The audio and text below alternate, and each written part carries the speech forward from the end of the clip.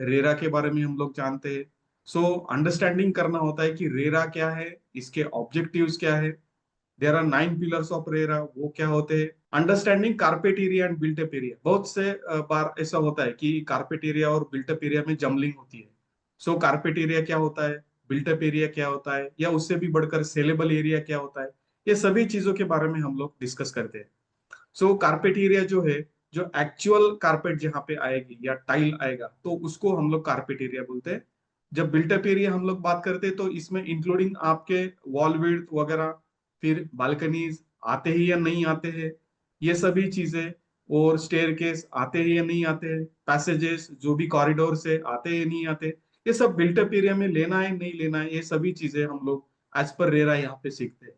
Built up area के बाद में बहुत से बार हम लोग सेलेबल एरिया के बारे में बात करते हैं कि कौन से एरिया को हमें सेल करना है और किस चीज को कौन से रेट से मल्टीप्लाई करना है। सो यहाँ पे एक अंडरस्टैंडिंग है कि कारपेट एरिया क्या होता है और बिल्टअप एरिया क्या होता है और सेलेबल एरिया क्या होता है। हर एक चीज जब हम लोग बनाते हैं, तो उसको जब भी हम लोग सेल करते हैं, तो उसके बारे में अलग से कुछ डेफिनेशन है, वो डेफिनेशन यहाँ पे हम लोग देखते हैं। जैसे कि रेरा अगर हम लोग बात करेंगे तो there are various approvals regarding RERA. तो कौन से अप्रूवल्स होते हैं, कहाँ से अप्रूवल्स लेने हैं, हमें अप्रूवल जो भी लेने हैं वो उसके लिए डॉक्यूमेंटेशन क्या होता है, कहाँ पे हम लोग डॉक्यूमेंटेशन करना है, कौन से चीज को हाईलाइट करना है, ये सभी चीजें हम लोग रेरा के पॉइंट में यहाँ पे सीखते हैं। डॉक्यूमेंटेशन के बारे में अगर बात करेंगे तो महारेरा, जैसे आप जानते हैं कि यहाँ पे आपको बैंक अकाउंट का डिटेल देना होता है, आपकी प्रीवियस प्रोजेक्ट का डिटेल्स, कौन से प्रोजेक्ट को पहली बात रेरा में लेके जाना है नहीं लेके जाना है, ये सभी नो एंड हाउ, ये सभी चीजें जो है हम लोग यहाँ पे देखते हैं। तो understanding RERA is a basic thing which can be started with this buildership business management. और इंट्रोडक्शन से स्टार्ट करते हुए डॉक्यूमेंटेशन तक का सभी पार्ट इसमें हम लोग महारेरा में लेते हैं।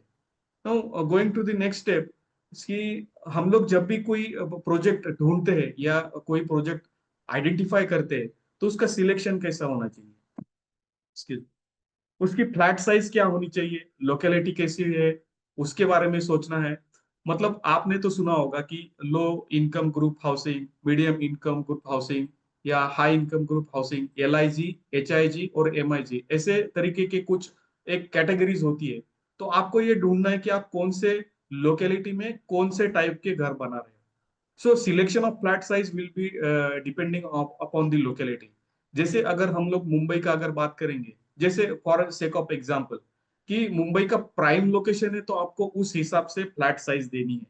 जैसे नासिक का अगर बात करेंगे तो गंगापुर रोड या फिर अभी कॉलेज रोड, ये जो एरिया है, दीज आर प्राइम लोकेशंस। सो अगर प्राइम लोकेशन में आप कुछ चीज बिल्ड कर रहे हो, तो definitely the customer will be as per that locality.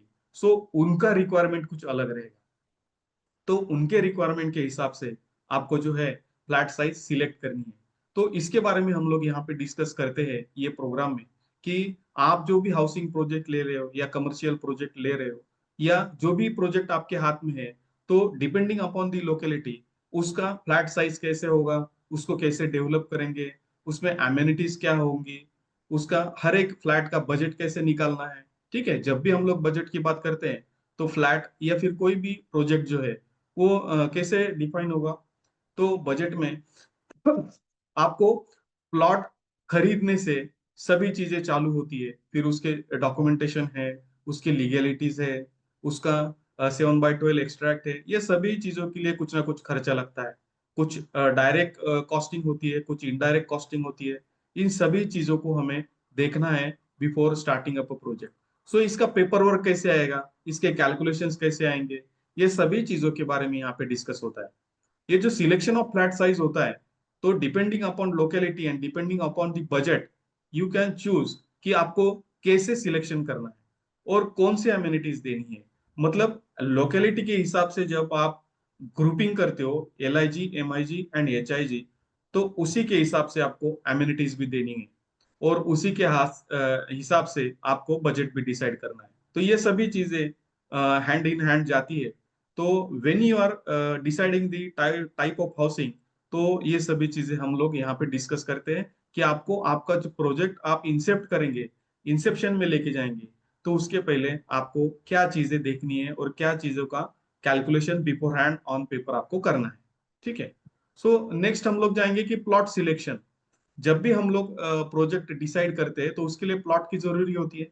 तो प्लॉट कैसे खरीदे, उसका कैलकुलेशन कैसे करेंगे, उसका जो भी आप यार्ड में बोलेंगे या फिर मीटर स्क्वायर में बोलेंगे या तो स्क्वायर फीट में बोलेंगे, ये सभी चीजें कैलकुलेशन में आपको आनी चाहिए। ये सभी चीजें आपको यहाँ पे सिखाई जाती है कि जो भी पर्टिकुलर, जैसे आप नासिक का बात करेंगे तो यहाँ पे मराठी में वार करके बोलते हैं, जिसको अंग्रेजी में यार्ड करके बोलते हैं, उसी के हिसाब से सभी कैलकुलेशन चलते हैं। ये स्क्वायर वार करके जो भी है उसके कैलकुलेशंस हम लोग बताते हैं, जो भी है depending upon the general and standard customization, वो आपको हम लोग सिखाते हैं। बाजू का अगर डायग्राम आप देखेंगे तो वहां पे कुछ फ्लोर स्पेस इंडेक्स करके एक डेफिनेशन लिखा है, जिसमें बोला गया है कि total area of the floors depending to the total area of the plot. हमें एफएसआई करके कुछ एक चीज होती है, जो फ्लोर स्पेस इंडेक्स के नाम से जानी जाती है या फ्लोर एरिया रेशो के नाम से जानी जाती है। उसके हिसाब से आपको कंस्ट्रक्शन करना होता है।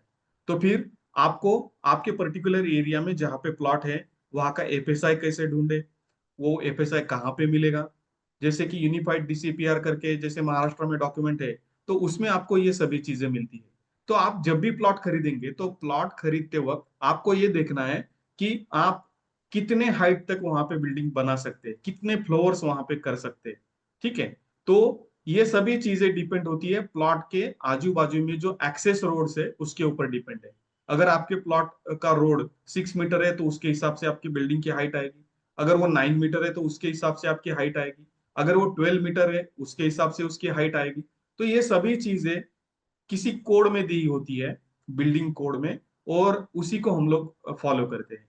जब भी आप आर्किटेक्ट को अप्रोच करेंगे तभी आपको ये सभी कैलकुलेशंस बिफोर हैंड कुछ ना कुछ तो पता होने चाहिए कि आप जो प्लॉट्स सिलेक्ट कर रहे हो वो प्लॉट को एरिया ऑफ फ्लोर्स या नंबर ऑफ फ्लोर्स कैसे कैलकुलेट करें।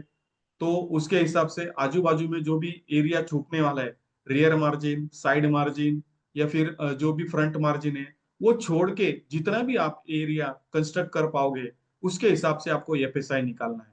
अगर एफएसआई कम पड़ रहा है तो फिर क्या करना है, आपको बिल्डिंग तो बनानी है। फिर उसके बारे में आगे के जो भी कंसेप्ट है वो आर्किटेक्ट आपको बताते हैं कि इसके ऊपर प्रीमियम एफएसआई कैसे लेना है। या फिर आपने बहुत बार टीडीआर करके वर्ड सुना होगा, टीडीआर कैसे लेना है, टीडीआर कैसे ट्रांसफर करना है। ये सभी चीजें हम लोग यहाँ पे बताते हैं और डिस्कस करते हैं विद दी एग्जांपल्स, कि आपका जो भी प्लॉट एरिया आप चूज कर रहे हो, how it will be beneficial for you, and how much floor space index you can have as per the government norms, and how much built up area आप कर सकते हो उसके ऊपर। सो मैक्सिमम परमिसिबल एफएसआई कैसे निकाले, उसके बाद भी अगर कंस्ट्रक्शन बढ़ाना है तो उसके लिए कौन से क्लॉजेस है, यूडीसीआर यूडीपीसीआर जो है उसको कैसे यूज करें, ये सभी चीजें आपको यहाँ पे बताई जाएंगी। डॉक्यूमेंटेशन एंड ट्रांजैक्शन के बारे में अगर बात करेंगे तो गवर्नमेंट के जो भी चालान हम लोग पे करते हैं तो उसके कैलकुलेशंस कैसे करने हैं। उसके लिए जब भी आप एफएसआई या टीडीआर अगर ट्रांसफर करेंगे या तो प्रीमियम टीडीआर लेंगे या प्रीमियम एफएसआई लेंगे, तो उसके कैलकुलेशंस कैसे आएंगे। ये सभी चीजें यहाँ पे डॉक्यूमेंटेशन और उसको लेके जो भी चालान है गवर्नमेंट के उसके बारे में यहाँ पे आपको बताया जाएगा। सो प्लॉट सिलेक्शन से लेके आपका जो भी बजट है उसके उसको मद्देनजर रखते हुए हम लोग यहाँ पे ये कैलकुलेशन आपको बताते हैं कि एफएसआई ढूंढना, एफएसआई अप्लाई करना, और आपका परमिसिबल जो भी कंस्ट्रक्शन है उसके ऊपर अगर कंस्ट्रक्शन करना है तो कौन से क्लॉज में बिठाना, ये सभी चीजें यहाँ पे डिस्कस होती है। Next is project estimation and budgeting which is very important. कि आप जैसे मैंने पहले स्लाइड में आपको बोला कि जो भी बजट है आपका वो बजट के हिसाब से हम लोग यहाँ पे कैलकुलेशन करेंगे। क्योंकि अगर बजट आपका कम है तो you will have to find some of the financers. तो इसके बारे में आपको पहले सोचना है। जो इसेंशियल जैसे हार्ड कॉस्ट होती है, प्रॉफिट जो भी आप कंसीडर करते हो, सॉफ्ट कॉस्ट जो होती है, कंटिजेंसीज फंड क्या होता है, ये सभी चीजों को मद्देनजर रखते हुए यहाँ पे प्रोजेक्ट एक्सपेंडिचर्स और प्रॉफिट का कैलकुलेशन किया जाता है। आपको यहाँ पे बैलेंस शीट सिखाए जाते हैं कि आपको बैलेंस शीट आपके प्रोजेक्ट के लिए कैसे आप कंट्रोल करेंगे, कैसे बनाएंगे। प्रोक्योरमेंट मटेरियल की कैसे होनी है, मटेरियल की प्रोक्योरमेंट जब भी आप करेंगे तो मटेरियल मैनेजमेंट कैसे करना है। क्योंकि देखिए यहाँ पे जो भी कोर्स है वो बिल्डरशिप बिजनेस मैनेजमेंट है। तो ये जो बिजनेस है मैनेजमेंट के तरीके से अगर ठीक तरीके से मैनेज करेंगे तो ये सभी चीजें आएंगी। तो रिसोर्सेस में जैसे मैंने आपको बात किया कि 4M and 1T, तो यहाँ पे मटेरियल का भी एक पार्ट है जो कि रिसोर्सेस में यहाँ पे गिना जाता है। तो आपको प्रोक्योरमेंट देखना है, वेंडर एंड कॉन्ट्रैक्टर के बारे में क्या चीज है, उनको कैसे फाइनलाइजेशन करें, उनके कोटेशंस कैसे आप स्क्रूटिनी करेंगे, फिर उनमें से आप जो भी कोटेशंस आपके पास आते हैं तो उसको स्क्रूटिनी करके उसका कंपेयर कैसे करें, एप्पल टू एप्पल उसको कैसे कंपेयर करें, उनसे निगोशिएशंस अगर करना है तो कौन से पॉइंट्स आपके दिमाग में होने चाहिए टू निगोशिएट विद देम, चाहे वो मटेरियल का आपका सप्लायर हो या फिर आपका सब कॉन्ट्रैक्टर जो कि लेबर कॉन्ट्रैक्टर हो, तो उसके साथ ये कैसे करते हैं। आपका रेट एनालिसिस आपके हाथ में होना चाहिए। तो यहाँ पे रेट एनालिसिस के बारे में हम लोग बताते हैं कि अगर एक्सकेवेशन करना है या फिर ब्रिक वर्क करना है तो उसके बारे में रेट एनालिसिस कैसे किया जाएगा, उसमें आपका प्रॉफिट कहाँ पे ऐड होगा, उसमें कंटिजेंसीज कहाँ पे ऐड होगा, ये सभी चीजें आपको यहाँ पे बताई जाएंगी। So estimation and budgeting is very much important part. यहाँ पे आपको सभी चीजें एस्टिमेशन एंड बजटिंग के बारे में बताई जाएंगी। तो यहाँ पे जैसे मैंने आपको कहा था कि direct cost and indirect cost plays an important role. फिर आपको यहाँ पे direct cost and indirect cost का जो भी आपका कॉस्ट कैलकुलेशन है, इसके बारे में यहाँ पे आपको एक एग्जाम्पल दिया जाएगा कि ये कैसे आते हैं और कैसे एक्सपेंडिचर आपको लेना है, बैलेंस शीट कैसे करना है, प्रोक्योरमेंट कैसे देखना है, ये सभी चीजें आपको बताई जाएंगी। मटेरियल मैनेजमेंट पे अगर बात करेंगे तो मटेरियल का क्वालिटी कैसा होना चाहिए। मटेरियल का क्वालिटी जो है वो जैसे हम लोग M20 ग्रेड कंक्रीट बोलते हैं, तो M20 क्या होता है, M20 ग्रेड कंक्रीट आप अगर साइट पे बनाते हो या RMC से मंगाते हो, ये चीजें सभी आपको बताई जाएंगी। एग्जीक्यूशन रिलेटेड बातें आपको क्वालिटी ऑफ मटेरियल के साथ कैसे आपको कंट्रोल करनी है ये बताई जाएंगी।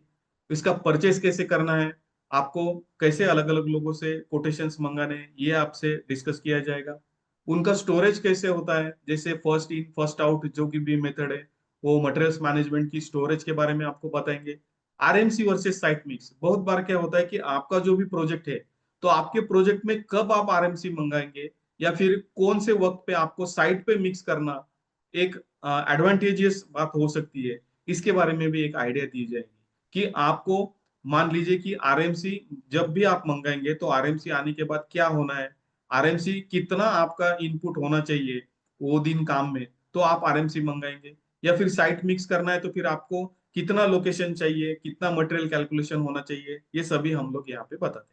मटेरियल सिलेक्शन के बारे में जब बात आती है तो मटेरियल सिलेक्शन जब भी हम लोग करेंगे तो मटेरियल सिलेक्शन के लिए यहाँ पे हम आपको एक आइडिया देंगे कि मटेरियल सिलेक्शन कैसे होता है। So right from the quality of material से लेके आपको परचेज, स्टोरेज और फिर ये सभी चीजें जो है यहाँ पे बताई जाएंगी। देन सेल्स के बारे में अगर देखेंगे कि जब आपकी पूरी बिल्डिंग रेडी हो जाती है तो आपको सेल्स भी करना है। तो जैसे ही आपका बिल्डिंग इंसेप्ट होता है तभी से आपको सेल्स के बारे में भी देखना है और सेल्स के बारे में भी सोचना है। सो सेल्स के लिए पॉइंटर्स क्या होने चाहिए, उसके बाद मार्केटिंग आपको कैसे करनी है, एक बिल्डर पॉइंट ऑफ व्यू आपकी जो भी मार्केटिंग है वो किस हिसाब से होगी, तो आप कौन से चीज को आगे बढ़ाएंगे, कैलकुलेशन ऑफ फ्लैट कॉस्ट कैसे होगी, तो ये जो कैलकुलेशन है आपको यहाँ पे बताए जाएंगे। Factors to be included in total cost of flat, जैसे कि इंफ्रास्ट्रक्चर डेवलपमेंट है या जो भी कॉमन पॉइंट है उसके डेवलपमेंट है, या फिर कंस्ट्रक्शन की जो एक्चुअल कॉस्ट है, ये लीगल कॉस्ट है, जो भी डॉक्यूमेंटेशन का कॉस्ट है, ये सभी चीजें यहाँ पे कैलकुलेशन में आपको बताई जाती है। तो सेल्स जब भी आप करेंगे तो बिफोर सेल्स, बिफोर हैंड आपको कुछ कैलकुलेशन करने होते हैं कि आप कौन से चीज के लिए आप मतलब खरीदार के लिए कॉस्ट बताएंगे, और अगर निगोशिएशन की बात आती है तो किस हद तक निगोशिएट कर पाएंगे। ठीक है, तो ये सभी चीजें बिफोर हैंड आपको कैलकुलेट करनी होती है। जैसे कि आपका बजट होता है, बजट आप कंट्रोल करते हो, उसके हिसाब से जो भी आपका बिल्डिंग का कॉस्ट है उसके हिसाब से फिर आपको आगे जाके इसकी मार्केटिंग करनी है और उसका सेल्स भी करना है। ठीक है, नेक्स्ट प्रोजेक्ट एग्जीक्यूशन की जब बात आती है तो बहुत सारी चीजें एग्जीक्यूशन में हमें यहाँ पे देखनी होती है। जैसे कि फ्लो ऑफ प्रोजेक्ट क्या है, साइट क्लीनिंग से एक्टिविटी चालू होती है। आप अगर एक्टिविटीज कैरी डाउन साइट अगर देखेंगे तो वेरी फर्स्ट जब भी आप प्लॉट खरीदते हैं तो एकदम से काम चालू नहीं होता। साइट क्लीनिंग होती है, अगर कुछ अंडुलेशन है तो उसको आप प्रोट्रूजन्स निकालते हैं, फिर एक्सकेवेशन करना होता है, चाहे वो मैन्युअल करना है या फिर आपको मशीनरी लगानी है, ये सभी चीजें आपको डिसाइड करनी होती है। फिर एक एक चीजें आपको एक्टिविटी जो है, सीक्वेंशियल एक्टिविटी और पैरेलल एक्टिविटीज के बारे में यहाँ पे सोचना होता है। ये सभी चीजें जो है फ्लो ऑफ प्रोजेक्ट में आती है। जो लॉक एंड की अगर प्रोजेक्ट हम लोग बोलेंगे, तो right from site cleaning up to lock and key, आपके जो भी कस्टमर है उनके लिए आप लॉक एंड की देंगे। तो आपको ये सभी चीजें देखनी है। आपको जैसे कि प्लास्टरिंग है, इंटरनल प्लास्टरिंग है, या सीलिंग के लिए पुट्टी फिनिश है, ये सभी चीजों के बारे में एक फ्लो ऑफ वर्क होता है, जिसको हम लोग वर्क ब्रेकडाउन स्ट्रक्चर बोलते हैं। आपको ये सभी चीजें सीखनी होती है। सो एक्टिविटीज जो भी है, when you will come to know कि एक्टिविटीज क्या है, तो उनको कंट्रोल करना भी आपको जायज है। सो की परफॉर्मेंस इंडिकेटर्स क्या होने चाहिए, देन प्रोग्रेस रिपोर्ट्स आप कैसे चेक करेंगे, डेली प्रोग्रेस रिपोर्ट्स क्या होती है, मनी मैन पावर मैनेजमेंट क्या होती है। यहाँ पे मैन पावर जो है, प्रोजेक्ट एग्जीक्यूशन में सबसे ज्यादा मैन पावर आपको जरूरी है। और मैन पावर आप जब भी यूटिलाइज करेंगे, तो उसका इफिशिएंट यूटिलाइजेशन के बारे में यहाँ पे बात होगी। बिल्डर का जो भी प्रोसेस है, so since from the purchase of plot till handover of the project, ये सभी चीजों का सिक्वेंशियल यहाँ पे आएगा, और अलग अलग टीम आपको इसके बारे में यहाँ पे चर्चा करती हुई दिखाई देगी। और जैसे कि यहाँ पे अकाउंट्स की टीम आएगी, यहाँ पे एडवोकेट्स आएंगे, यहाँ पे सिविल इंजीनियर आएगा, है ना। तो यहाँ पे मान लीजिए कि ये सभी लोग जो है आपको इनपुट देंगे ये कोर्स में। सो प्रोजेक्ट एग्जीक्यूशन है, लीगल चीजें हैं, डॉक्यूमेंटेशन है, जैसे कि रेरा का डॉक्यूमेंटेशन है, everything is included step by step.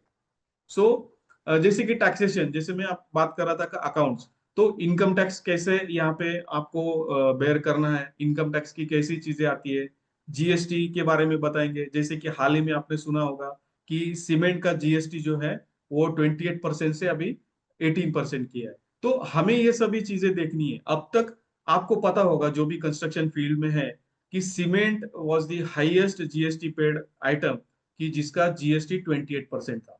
बाकी स्टील का 18%, सेफ्टी रिलेटेड जो भी मटेरियल आप खरीदते हो उसको 12% या 5%, ऐसे अलग अलग जीएसटी थे। तो आपको ये टैक्सेशन के यूनिट में आपको ये भी चीजें बताई जाएंगी कि अभी के लिए कंस्ट्रक्शन के जो भी आइटम्स आप ले रहे हो, जो भी सर्विसेज दे रहे हो, उसके लिए जीएसटी कैसे अप्लाई होगा। ठीक है। सो जैसे मैंने आपको बोला, very recent development is that कि सीमेंट का GST is now decrease from 24% to 18%। So sorry, 28% to 18%। So 10% of the GST यहाँ पे जैसे डिक्रीज हो गया है, तो आपको सीमेंट से रिलेटेड जो भी इश्यू है, तो आप जो भी 350 की जो भी बैग आती थी, डायरेक्टली आप 10% यहाँ पे सेव होते हैं आपके, जो 35 रुपीज आपके यहाँ पे बचेंगे। So that cement bag will come now in 315 rupees. तो ऐसे जो भी कैलकुलेशन है, जैसे कि सेफ्टी रिलेटेड इश्यूज है, जैसे कि सेफ्टी नेट है, या सेफ्टी हेलमेट्स है, सेफ्टी शूज है, इनके लिए जीएसटी कम है, जैसे 12% और 5%। तो इसके बारे में भी यहाँ पे डिस्कशन होगा। सो टैक्सेशन के बारे में अलग से जो भी है इनपुट आपको दिए जाएंगे, कि जब भी आप बिल्डरशिप के बिजनेस में होंगे, तो आपको टैक्सेशन कैसे यहाँ पे अप्लाई होता है, and how to tackle with the taxation. Next is types of projects, कि आप जब भी डेवलपमेंट कर रहे हो, तो प्रोजेक्ट कौन से है, आपका डेवलपमेंट प्रोजेक्ट है, या तो रीडेवलपमेंट प्रोजेक्ट है, या तो ओन प्रोजेक्ट है। तो इसका सेग्रीगेशन कैसे किया है, जैसे कि रीडेवलपमेंट का प्रोजेक्ट के बारे में हम लोग बात करेंगे। रीडेवलपमेंट का प्रोजेक्ट जो है, तो ऑलरेडी जो पुराना प्रोजेक्ट है, तो उसके बारे में जो भी टेनेंट्स है उनके साथ बात करेंगे, उनके साथ एग्रीमेंट करेंगे, उनके साथ जो भी निगोशिएशन है वो होगा। फिर वो लोग वैकेट करेंगे, वो किस एग्रीमेंट पे वैकेट करेंगे, रूल्स एंड रेगुलेशंस क्या है, ये सभी चीजें यहाँ पे आपको बताई जाएंगी, ये सभी चीजें डिस्कस होती है। तो रीडेवलपमेंट में ऑलरेडी किसी सोसाइटी का प्लॉट होता है, और आप उसको रीडेवलप कर रहे हो, which was already developed, now it is demolished and again redevelop. ठीक है।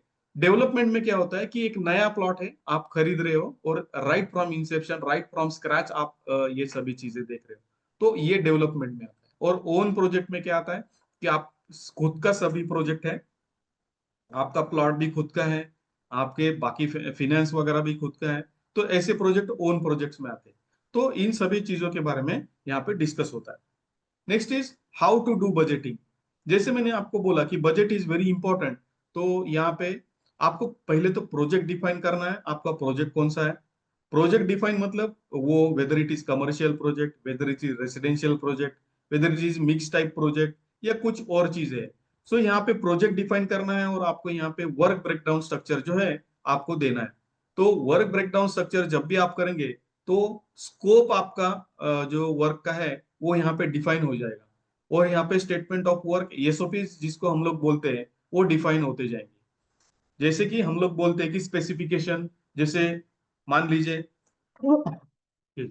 जैसे कि मान लीजिए हम लोग ब्रिक वर्क करते हैं, तो हम लोग ब्रिक वर्क के बारे में जब भी सब कॉन्ट्रैक्टर से कोटेशंस मंगाते हैं तो उसको बोलते हैं आपको किस टाइप का ब्रिक वर्क करना है। आपको फर्स्ट क्लास ब्रिक वर्क करना है, सेकंड क्लास ब्रिक वर्क करना है, 1:4 उसका सीमेंट का और मोटर का रेशो रहेगा, मोटर बनाते वक्त उसका ऐसा रेकिंग रहेगा, उसका ऐसा हैकिंग रहेगा, उसकी ईट जो है वो मॉड्यूलर टाइप की रहेगी, उसका क्यूरिंग इतना दिन चलेगा। ये जो स्पेसिफिकेशन है उनको बताना जरूरी है।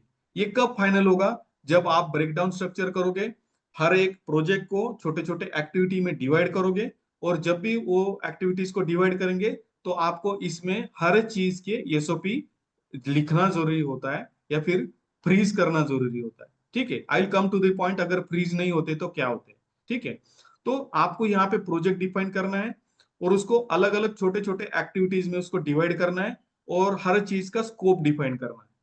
फिर एस्टिमेट की जब बात आती है, तो एस्टिमेट शुड बी रियलिस्टिक।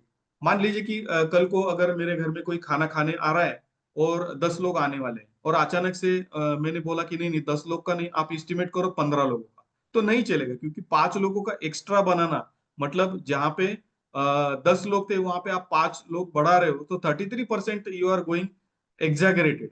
तो it will not be A realistic estimate. जैसे कि अगर प्लस माइनस 2 लोगों का मैं बात करता हूं तो चल जाएगा, मतलब क्या, अगर 10 लोग आ रहे हैं तो 8 से लेके 12 तक, मतलब 2 कम हो सकते हैं, 2 बढ़ भी सकते हैं।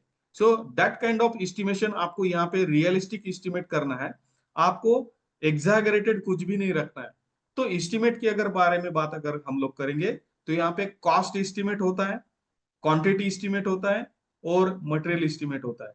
तो क्या होता है चीज, पहले तो हमें एक्टिविटी जब भी हम लोग डिफाइन करेंगे तो एक्टिविटीज को लेके हमें क्वांटिटीज डिफाइन करनी होती है, जैसे कि कितना एक्सकेवेशन होगा, whether it is in soft soil, whether it is in murum, whether it is in soft rock, hard rock, जैसे भी आपको जो चीज टैकल होने वाली है वो सब चीजों को आपको टैकल करके उसको उतनी क्वांटिटी निकालनी है। फिर पीसीसी कितना आएगा, उसमें कंक्रीट कितना जाएगा, या फिर उसके बाद में टोटल प्लिंथ तक आते आते कितनी एक्टिविटी और उसका क्वांटिटी कितना होगा। ये सभी चीजों को जब भी आप वर्क ब्रेकडाउन स्ट्रक्चर करेंगे तो डब्ल्यूबीएस के हिसाब से आपको उसका क्वांटिटी एस्टिमेट निकालना है। जब भी आप क्वांटिटी एस्टिमेट निकालोगे, so that will become your measurement sheet. Measurement sheet के बाद आपको आगे मटेरियल कैलकुलेशन जो भी है आप उसके हिसाब से कर सकते हो। मटेरियल एस्टिमेट कैसे करते हैं, हम लोग थेरोटिकली देखते हैं कि अगर M20 का कंक्रीट हमें बनाना है, तो M20 के आरसीसी कंक्रीट बनाने के लिए जैसे कि 7 बैग्स लगती है हमें, या फिर उसके लिए रेती कितनी लगती है, या उसके लिए गिट्टी कितनी लगती है, जो भी fine aggregate and coarse aggregate है, ये सब थेरोटिकल क्वांटिटीज जो हम जानते हैं उसके हिसाब से ऐसे हर एक एक्टिविटी में रेती कितनी आएगी, फाइन एग्रीगेट कितना आएगा, कोर्स एग्रीगेट कितना आएगा, सीमेंट कितना आएगा, टाइल कितना आएगा, ये सभी चीजें हम लोग कैलकुलेट करते हैं, वो बनता है आपका मटेरियल एस्टिमेट। सो इसके हिसाब से आपको क्या करना है, आपको मटेरियल की प्लानिंग करनी है, मटेरियल मैनेजमेंट करना है ना, जो भी चीजें आपके प्रोजेक्ट में लगने वाली है उसके हिसाब से आपको ये सभी चीजें करनी है। उसके बाद फिर आपका, जैसे मैंने इसके पहले बोला, रेट एनालिसिस है ना, तो आपको हर एक डब्ल्यूबीएस का रेट कैलकुलेट करके जब भी आप क्वांटिटी को रेट से मल्टीप्लाई करेंगे that will become your cost estimate. तो ऐसी चीजें जो है एस्टिमेट में आपको सभी कैलकुलेट करनी होती है। तो cost estimate, first of all आपको क्वांटिटी एस्टिमेट मिलेगा जिसको हम एमबी बोलेंगे, मेजरमेंट बुक। फिर उसके बाद कॉस्ट एस्टिमेट आएगा जिसको हम लोग बोलते हैं एब्स्ट्रैक्ट, या फिर जब भी बिलिंग की बात आती है तो उसको बोलेंगे इनवॉइस। और इसी चीज को लेके हम लोग आगे कैलकुलेशन करते हैं जिसको मटेरियल एस्टिमेट बोलते हैं। तो टोटल प्रोजेक्ट में कितना मटेरियल लगेगा, ठीक है, ये जैसे स्टील लगेगा तो स्टील के लिए बार बेंडिंग शेड्यूल बनाएंगे। तो ये सभी चीजें की कैलकुलेशन होते हैं, but it should be realistic. ठीक है। सो इसके बाद क्या होता है, जब भी आपके एस्टिमेट फ्रीज होते हैं तो एस्टिमेट फ्रीज होने के बाद में आपको फिर बीओक्यू हाथ में आता है, जिसको हम बिल ऑफ क्वांटिटीज बोलते हैं, जिसमें आपको पता चलेगा कि टोटल प्रोजेक्ट में क्वांटिटीज कितनी है, और रेट से मल्टीप्लाई करने के बाद एक एब्स्ट्रैक्ट की एक टोटल अमाउंट आपके हाथ में आ जाएगी। उसके बाद उसको जीएसटी कितना लगेगा, कंटिजेंसीज कितना होगा, इलेक्ट्रिफिकेशन के लिए कितना परसेंटेज होगा। ठीक है। तो ये सभी चीजों के लिए अगले स्लाइड में मैं आपको थोड़ा सा कैलकुलेशन बताता हूँ। फिर उसके बाद आपका बिल ऑफ मटेरियल बनेगा कि आपको कितना मटेरियल आपको लगने वाला है प्रोजेक्ट में। इसके बाद इसी हिसाब से आपको कंस्ट्रक्शन की कॉस्ट बेसलाइन आपसे बनेगी, जिसको हम लोग एस कर्व प्लॉटिंग बोलते हैं। So right from inception of the project up to finishing आपकी बेसलाइन कैसे बनेगी, कौन से मंथ में कितना पैसा लगेगा, ये सब कैलकुलेशंस आएंगे। मैनेजमेंट सॉफ्टवेयर के बारे में हम लोग थोड़ा बहुत आपको यहाँ पे बताएंगे कि कौन से मैनेजमेंट सॉफ्टवेयर आप यहाँ पे यूज कर सकते हो for managing your project. Preparation of bar charts होते हैं, addition of overheads, administrative cost and contingencies क्या होता है, इन सभी चीज का आपको आइडिया दिया जाएगा। Next is precautions. जैसे ही आप बजट बनाते हैं तो उसके लिए कुछ ना कुछ आपको प्रिकॉशंस लेने की जरूरी होती है, जैसे कि जैसे मैं पहले सेकंड पॉइंट को डिस्कस करूंगा, गुड फॉर कंस्ट्रक्शन ड्राइंग्स। आप जब भी आपका इंसेप्शन में ड्राइंग बनाएंगे, और जब भी आप जैसे म्युनिसिपल कॉर्पोरेशन में आपके जो भी ड्राइंग्स है आप सबमिट करोगे, so before going all this things हमें ये जो भी ड्राइंग है आपको फ्रीज करानी है। मतलब क्या कि उसके बाद अगर कुछ चेंजेस आते हैं तो वो रिवीजन में जाने चाहिए, लेकिन रिवीजन जो है ज्यादा से ज्यादा 5% प्लस माइनस होनी चाहिए, उससे ज्यादा नहीं। क्यों? क्योंकि उसके उससे अगर ज्यादा चेंजेस होते हैं तो उसका उसके हिसाब से आपके एस्टिमेट बदल सकते हैं, आपका बजट बदल सकता है। सो इसी के लिए आपके जो एस्टिमेट है एक्यूरेट होने चाहिए। एक्यूरेट एस्टिमेट तभी होंगे जब आपके ड्राइंग जो है वो फ्रीज है।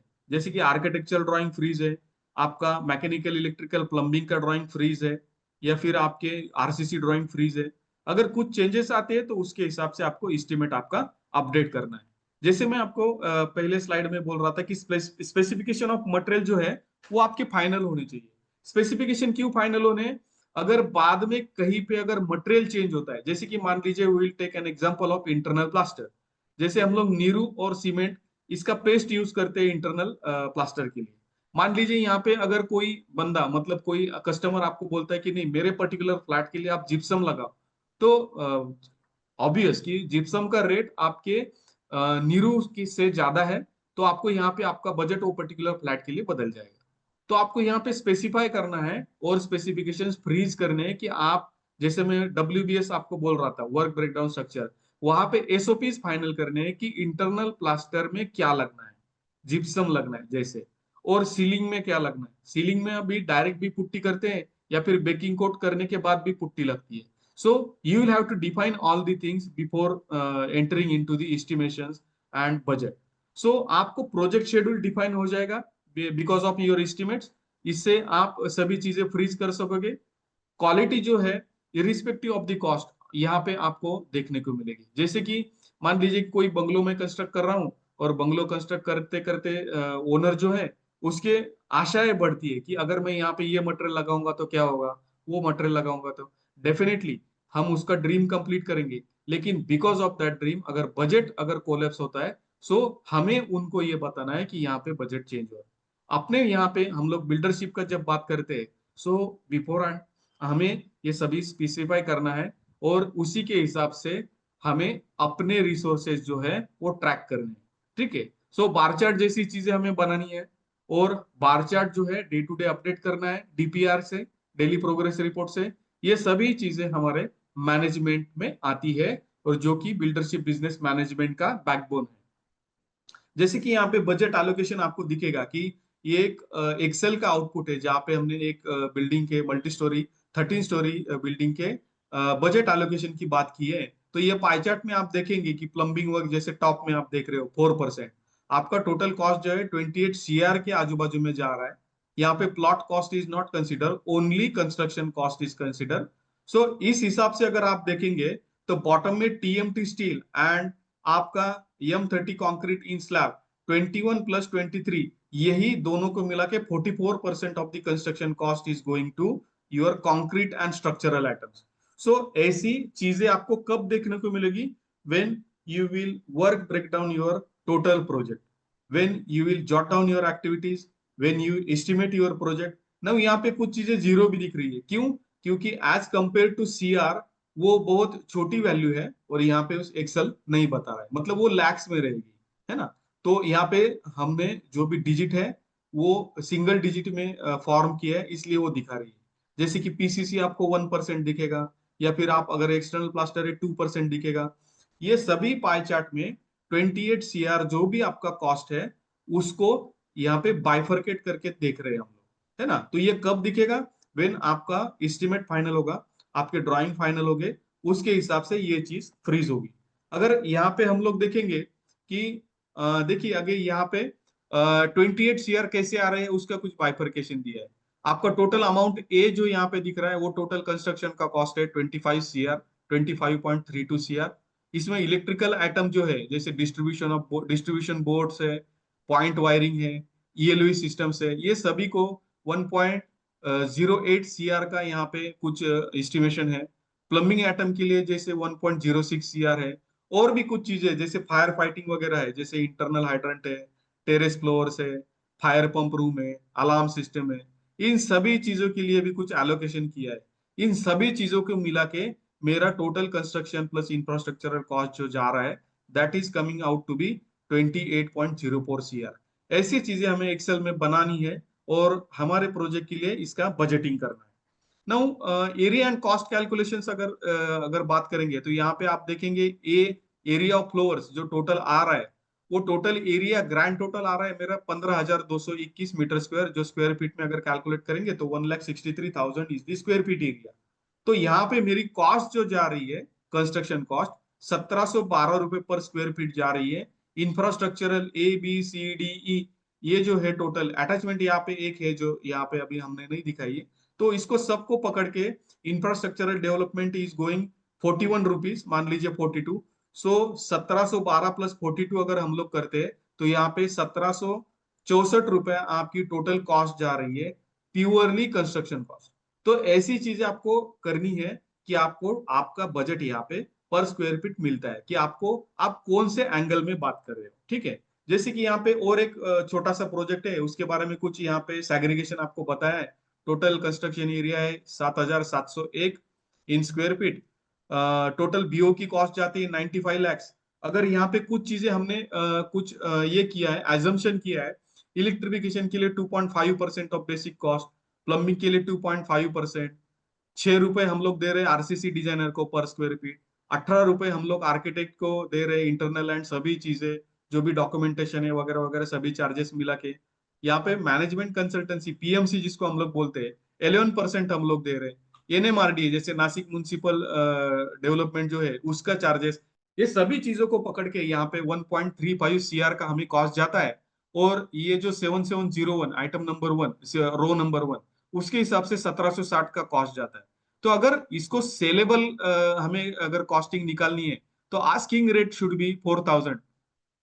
अगर हम लोग आस्किंग रेट 4,000 देखते हैं, अगर सेलेबल अगर हम लोग मतलब 4,000 अगर कस्टमर को बताते, तो उसके हिसाब से आपको बिल्डिंग में 2.40 CR मिलता है। सो यू कैन डायरेक्टली, अभी यहाँ पे प्लॉट जो है, प्लॉट के बारे में हमने कुछ कंसीडर नहीं किया है क्योंकि ओनर के लिए कैलकुलेशन है। ऐसी चीजें हमें बिल्डरशिप बिजनेस मैनेजमेंट में ये सभी चीजों का एग्जाम्पल देखना है, इसका कंपेरिजन देखना है, और ये सभी चीजें हमें देखनी है, ठीक है। So I hand over the session to sir Ram sir for questions Q&A। Yes, yes. Thank you so much, sir, for wonderful guidance. And आज हमें शरद सर ने एक ओवरऑल पूरा बिल्डरशिप का जर्नी समझाया है। कितने टाइप के कंपोनेंट्स होते हैं, मतलब राइट फ्रॉम बजटिंग हो, मटेरियल मैनेजमेंट हो, वो प्रोजेक्ट के जो सिक्वेंशियल फ्लो होता है, तो राइट फ्रॉम एक साइट सिलेक्शन करे, उसका रेरा रजिस्ट्रेशन करे, किस टाइप का प्रोजेक्ट करे, मतलब फिर वो लो ग्रुप हाउसिंग है, लो इनकम ग्रुप वाले हैं या हाई इनकम ग्रुप वाले हैं, बहुत सारे पैरामीटर्स होते हैं जो आपको एक, अगर आप ये सब सारे पैरामीटर्स अच्छे से समझ लो तो आप बहुत अच्छे बिल्डर बन सकते हो। और बिल्डरशिप बिजनेस ये एक ऐसा प्राइम बिजनेस है इंडिया में कि आज इंडिया का इतना रैपिड अर्बनाइजेशन हो रहा है, इतना रैपिड ग्रोथ हो रहा है, तो इसमें बिल्डर्स की बहुत ज्यादा जरूरत है जो अच्छे प्रोजेक्ट्स कर सके, अच्छे प्रोजेक्ट डिलीवर कर सके। आप और ये एक ऐसा इंडस्ट्री है कि जहाँ पे आप बहुत अच्छा पैसा कमा सकते हो, बहुत अच्छा रेवेन्यू कमा सकते हो। आज आपके सिटी में भी, आप जो भी शहर से हो, अगर आप कोई मुंबई से, कोई पुणे से, मैंने चैट में देखा, अब आपके शहर के सब टॉप 10 रिचेस्ट मैन देखो, आपको देखने मिलेगा कि बिल्डर जो लोग हैं वो हमेशा टॉप 10 रिचेस्ट में होते हैं। तो ये इंडस्ट्री एवर ग्रोइंग इंडस्ट्री है। इसमें बहुत ज्यादा अच्छा प्रॉफिट मार्जिन्स है। एट द सेम टाइम इसमें बहुत अच्छा, बट प्रोवाइडेड अगर आपको अच्छा नॉलेज है, आपको एक अच्छा सारे चीजों का अगर कैसे मैनेज करना है ये अगर आपको आता है, then you can be a very successful builder. हमारे बहुत सारे एल्यूमनाइज है जो बहुत अच्छा काम कर रहे हैं आज बिल्डरशिप बिजनेस मैनेजमेंट में। अभी और मैं अभी आपके सारे क्वेश्चंस दूंगा, ऑलरेडी मुझे चैट बॉक्स पे कुछ क्वेश्चंस आए हैं। बट बिफोर दैट हम हमारे हर वेबिनार में हमारे जो पास्ट एल्यूमनाई है जिन्होंने हमारे प्रोग्राम किया है बिल्डरशिप का, उनको हम इनवाइट करते हैं अपनी जर्नी शेयर करने को, और अपना जो प्रोजेक्ट्स चल रहे हैं वो सब शेयर करने हैं, और हमारा एक्सपीरियंस, आपका एक्सपीरियंस कैसा था ये प्रोग्राम के साथ। सो आज हमारे साथ जुड़े हैं श्री अजिंक्य माळवे, जो एक प्रोमिनेंट बिल्डर बन चुके हैं एंड बहुत अच्छा काम कर रहे हैं। एंड मैं अभी उनसे रिक्वेस्ट करता हूँ कि थोड़ा आपके बारे में शेयर कीजिए, आपके ऑनगोइंग प्रोजेक्ट्स एंड आपका ये एक्सपीरियंस कैसा था प्रोग्राम के साथ। ओवर टू यू अजिंक्य जी। या हाय राम, थैंक यू। सॉरी मैं आज थोड़ा बाहर था इसलिए लेट ज्वाइन किया, बट वेलकम बैच। तो दिस इज अजिंक्य मालवे। मैं एक्चुअली एक आईटी इंजीनियर हूँ। 2020 पास आउट। उसके बाद मैंने आईटी में 2-3 साल काम किया, और जब मुझे ऐसा लगा कि अभी मुझे बिल्डरशिप शुरू करना है, तभी मैंने उद्योग के कोर्सेस एक्सप्लोर किए। और फर्स्ट टाइम मुझे इतना अच्छा कोर्स मिला जहाँ पर एंड टू एंड पूरा कवर होता है, not just theoretically but also practically, site visits वगैरह सब आपको जगह पर लेके जाके दिखाना, सिखाना। और ये जो कोर्स का फीस है, तब मुझे ऐसा लगा था वो लगभग कंपेरेबल भी नहीं है जितना हमको सीखने को मिला है कोर्स में से।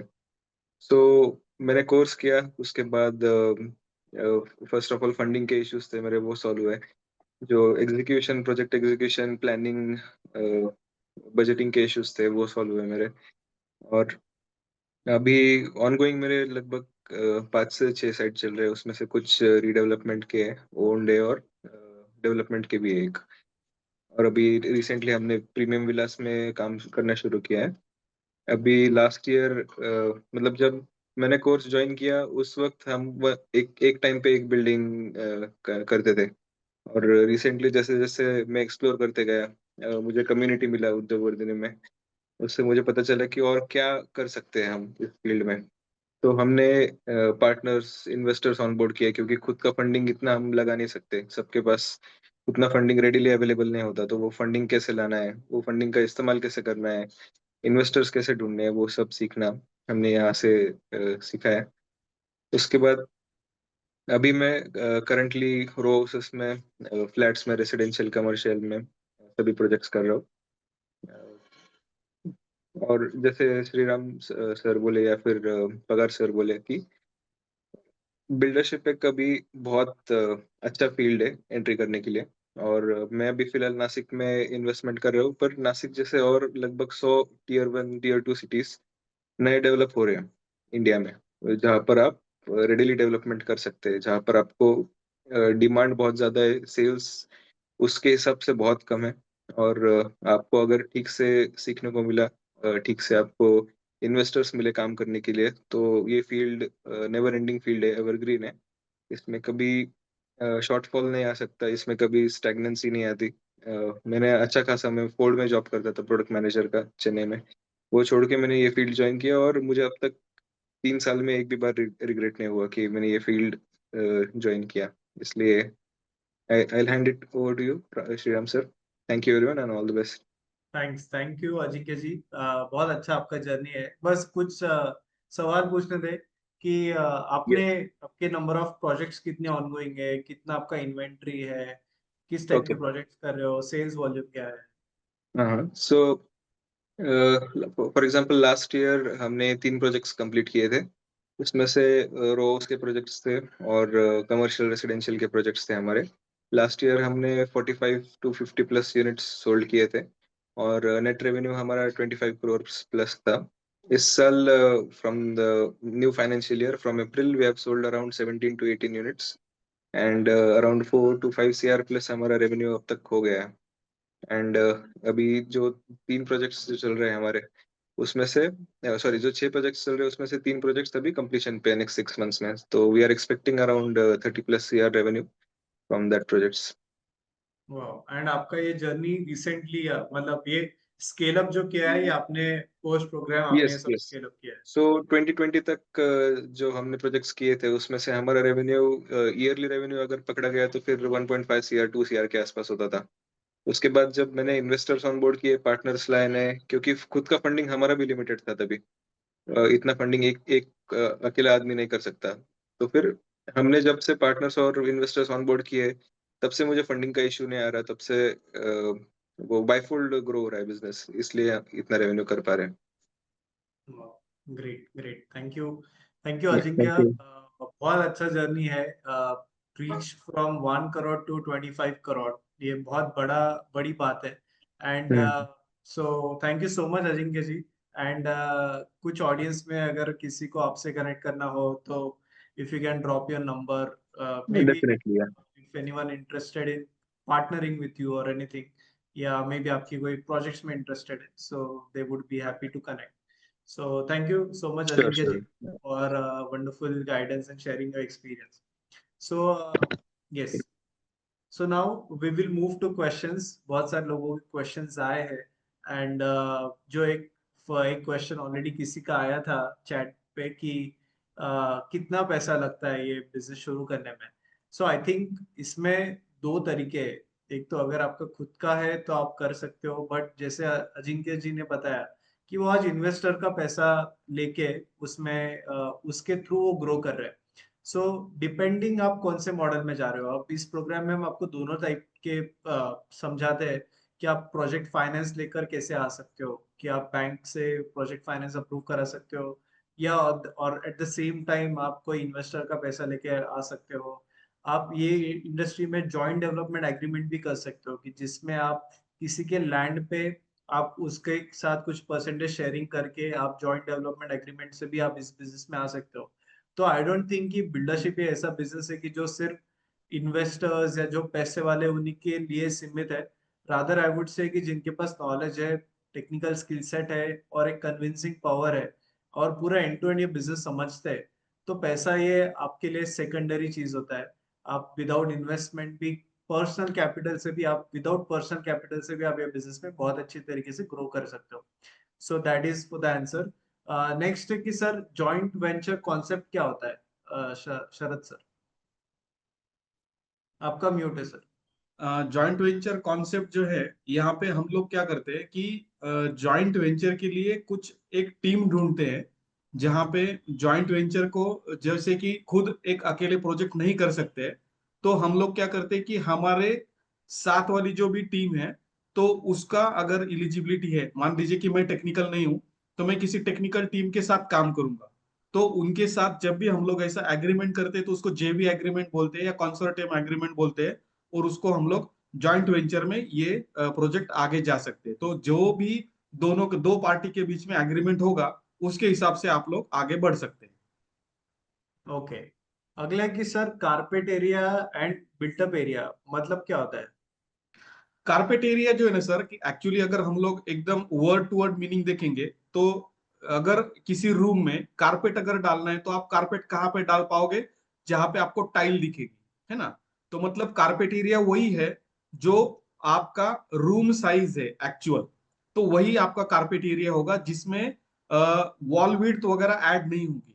ठीक है. तो जहां पे भी आपको टाइल दिखती है, टाइल लगी हुई है, उसका एरिया जो भी आएगा, that is your carpet area.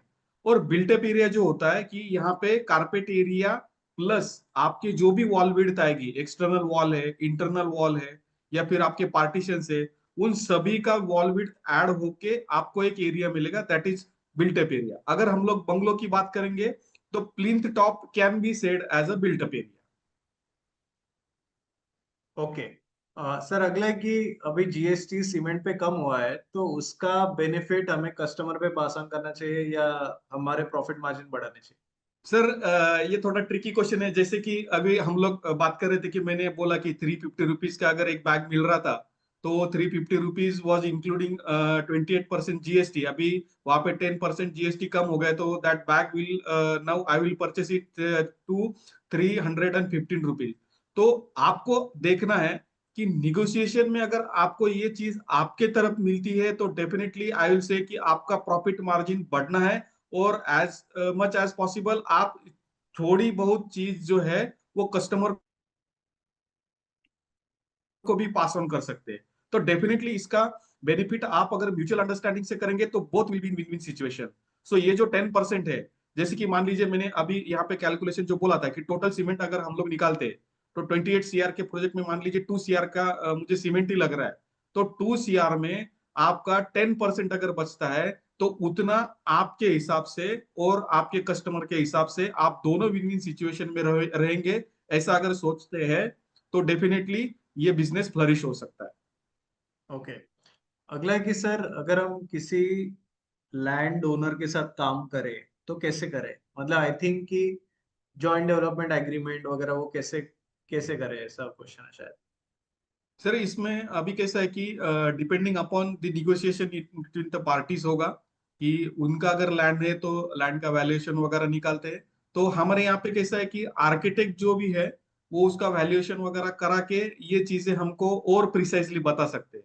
जैसे कि हमने यहाँ पे देखा कि प्लॉट सिलेक्शन वगैरह कैसा है, उसमें कितना फ्लोर्स हम लोग कर सकते हैं, एफएसआई कितना है, ये सभी calculation more precisely can be dealt by an architect. तो जैसे ये कोर्स में आर्किटेक्ट का इन्वॉल्वमेंट आता है, so he can be more precisely will tell us the answer about this question. Right. Yes. Yes, और किसी के कोई क्वेश्चंस है तो आप पूछ सकते हो। आप सिलेक्ट कीजिए होस्ट श्रीराम, सो दैट मैं आपके सारे questions one by one cover कर सकूं। अगर आपको अनम्यूट करना है तो मैं आपको अनम्यूट का भी मौका दे सकता हूँ। So you can send your questions to this. अगला क्वेश्चन है कि सर रेरा से बिल्डर का क्या फायदा है? सर रेरा से बिल्डर का ये फायदा है कि यहाँ पे बहुत सारे वक्त में लोग थोड़ा सा अलग एंगल से बिल्डर की तरफ देखते हैं। तो इसके लिए गवर्नमेंट ऑफ महाराष्ट्र ने रेरा यहाँ पे इंट्रोड्यूस किया था। रेरा जो है, तो यहाँ पे आपको पूरा कच्चा चिट्ठा जो भी है प्रोजेक्ट का वो रेरा पे अपलोड होता है ना। तो आप सभी चीजें रेरा के बारे में, जैसे सेलेबल एरिया है, कारपेट एरिया है, ये डिफाइंड होता है और वो गवर्नमेंट के हिसाब से ही डिफाइंड होता है ना।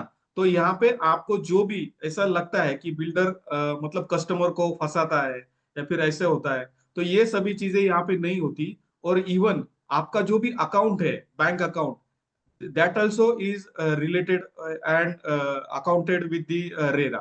So it is beneficial for both the teams, customer के लिए भी और बिल्डर के लिए भी, क्योंकि आपको फिर किसी और चीज की जरूरी नहीं पड़ती कि हाँ ये हमारा जो है ये एवरीथिंग इज वाइट।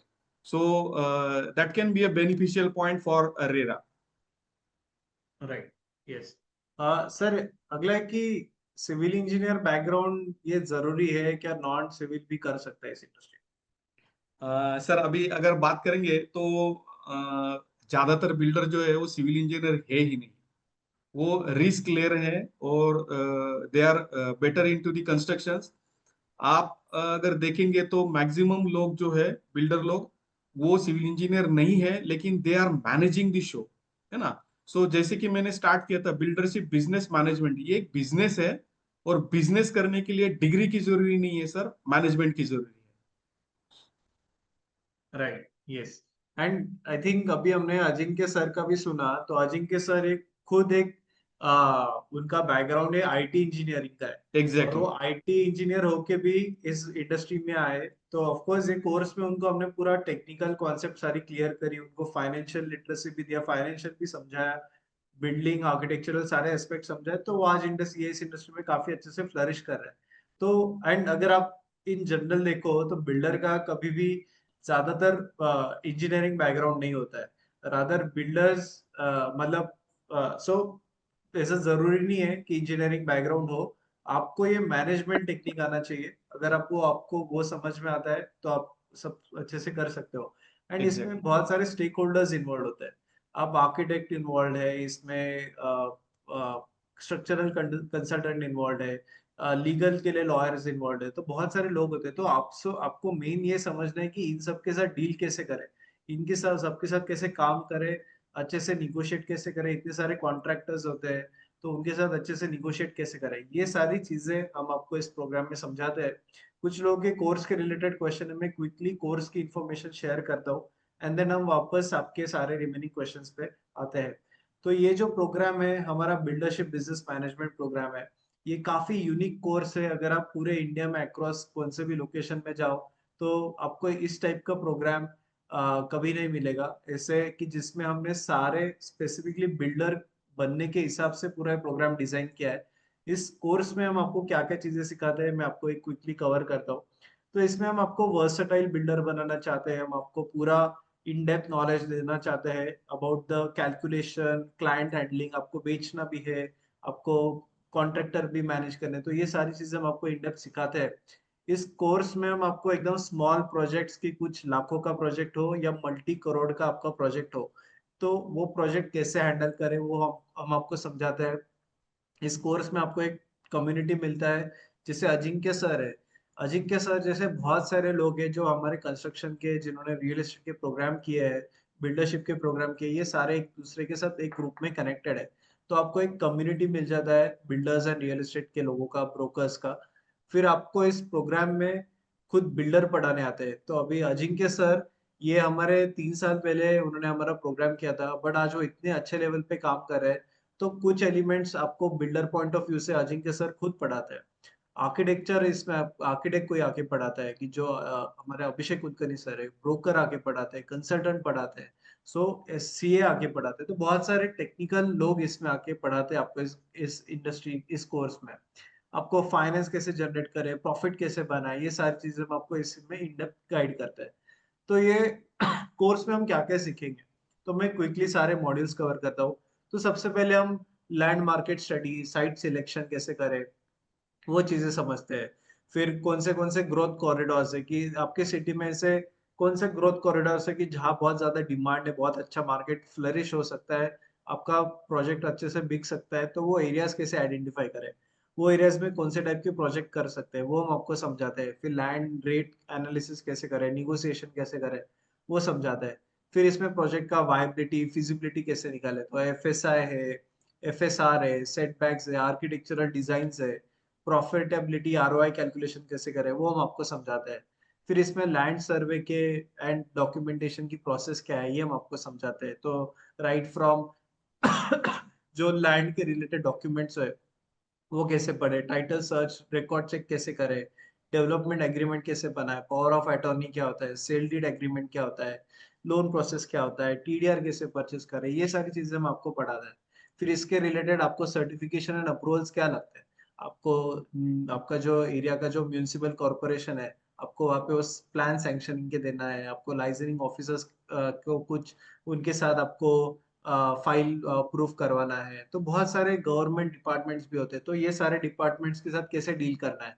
फिर उसके बाद रेरा कंप्लायंस क्या है, तो हर एक स्टेट के अलग अलग रेरा की कंप्लायंस है। तो हम आपको एक यूनिफाइड अक्रॉस इंडिया में जो मेन रेरा के कंप्लायंस है वो हम आपको पढ़ाते हैं। फिर उसके बाद कॉन्ट्रैक्टर एंड वेंडर मैनेजमेंट कैसे करें, क्योंकि इस इंडस्ट्री में आपके लिए बहुत सारे कॉन्ट्रैक्टर्स है। इलेक्ट्रिकल कॉन्ट्रैक्टर है, प्लम्बिंग कॉन्ट्रैक्टर है, आपका सिविल आरसीसी का कॉन्ट्रैक्टर है।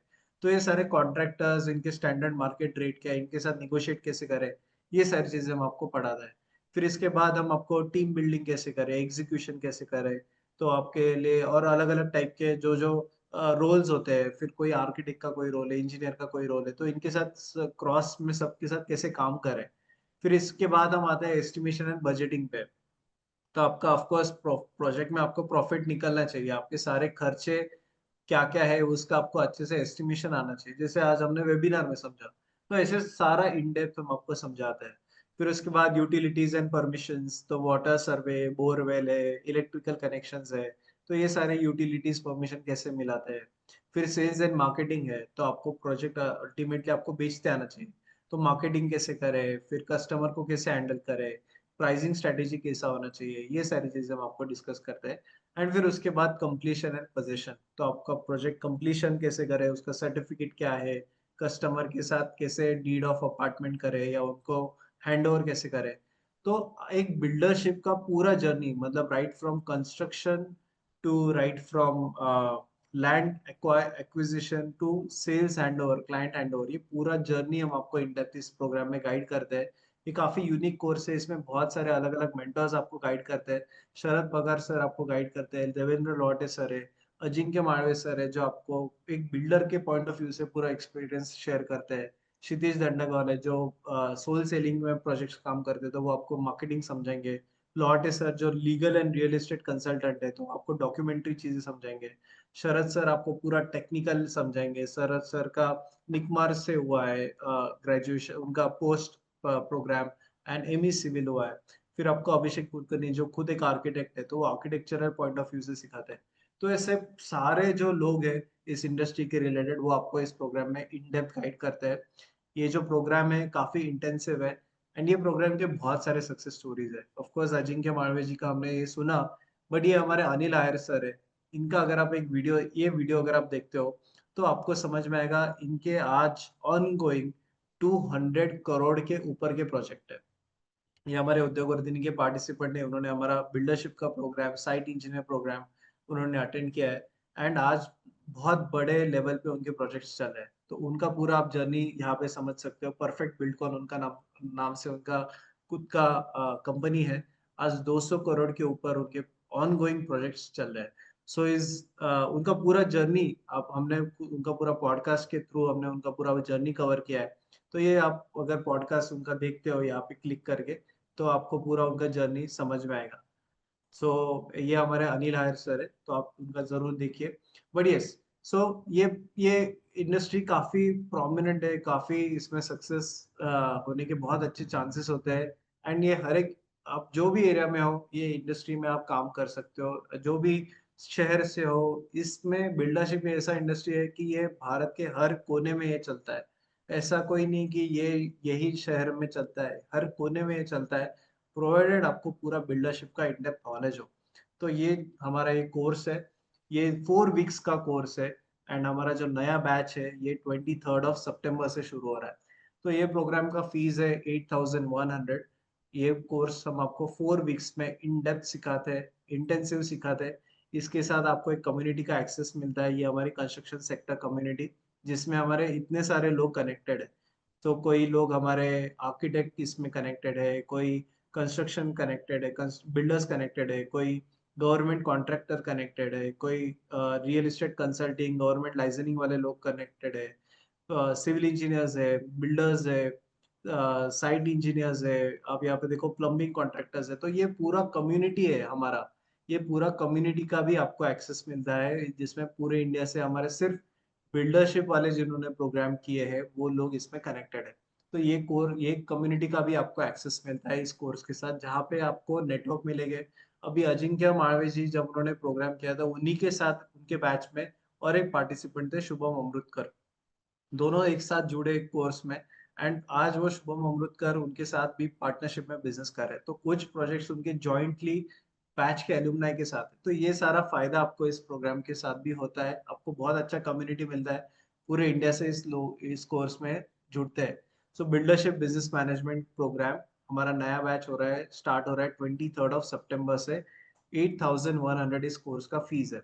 एंड आई थिंक अगर आप real estate as a consultant, as a broker काम कर रहे हो, तो आपको एक जो मेन सबसे हो रहा है कि जो प्लॉट सिलेक्शन है, साइट सिलेक्शन है, वो एस्पेक्ट पे आपको ऑलरेडी बहुत अच्छा हाथ बैठा हुआ है।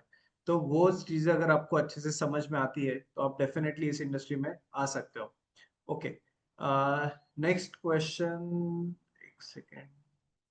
हाँ, हमारे और भी प्रोग्राम्स है। कुछ लोगों को रियल एस्टेट के रिलेटेड का सीखना है तो आप उद्योग वर्धिनी की वेबसाइट पे जाइए। आपको अगर अदर इंडस्ट्रीज में, अगर आपको मतलब कंस्ट्रक्शन में ही, विद इन द कंस्ट्रक्शन अगर आपको रियल एस्टेट कंसल्टेंट बनना है, तो हमारे आप वेबसाइट पे जाइए, रियल एस्टेट सेगमेंट पे जाइए। यहाँ पे buildership business management, land acquisition, real estate consultant, ये सारे अलग अलग प्रोग्राम्स है। हम इस प्रोग्राम में आपको बिल्डर बनाना चाहते हैं। अगर आपको ब्रोकर बनना है, कंसल्टेंट बनना है, तो आप हमारा real estate consultant program sign up कर सकते हो। और अगर आपको लैंड एक्विजिशन करना है, मतलब अगर आप एक इन्वेस्टर हो और आपको अलग अलग टाइप के लैंड एक्वायर करना है, तो आपके लिए लैंड एक्विजिशन प्रोग्राम है। बट यस, आज हम जो समझे हैं, आज हम प्योरली बिल्डरशिप बिजनेस मैनेजमेंट के लिए आज आए हैं। आप इस प्रोग्राम का पूरा इन डेप्थ यहाँ पे मैंने सिलेबस आपको भी समझाया है। तो ये प्रोग्राम आपको बिल्डरशिप बिजनेस मैनेजमेंट के लिए इन डेप्थ आपको गाइड करेंगे। Alright, so yes, I think हमने सारे क्वेश्चंस आज कवर किए हैं। अगर आपको और कोई फर्दर क्वेश्चंस है, सो आप हमें क्वेश्चंस पूछ सकते हो। आपको मैं चैट बॉक्स पे मैं आपका नंबर शेयर कर रहा हूँ, सो आप वो नंबर पे भी हमें कांटेक्ट कर सकते हो अगर आपको फर्दर और कोई क्वेश्चंस है तो। सो विद दिस मैं आप सभी का थैंक यू करता हूँ। Thank you so much Sharad sir for wonderful guidance, and thank thank you, you all welcome. Participant for joining us live. आपको बहुत इन डेप्थ इस प्रोग्राम में हम गाइड करेंगे, अलग अलग मेंटर्स आपको गाइड करेंगे।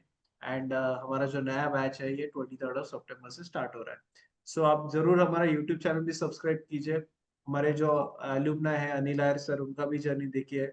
एंड हमारे जो एलुमना अभी जो जुड़े थे अजिंक्य मालवे सर, उनका भी कॉन्टेक्ट नंबर शेयर किया है, तो आप जरूर उन्हें भी कॉन्टेक्ट कीजिए। आपको उनके साथ कुछ काम करना है तो। So thank you and have a good night everyone. Thanks, bye. Thank you. Thank you, thank you.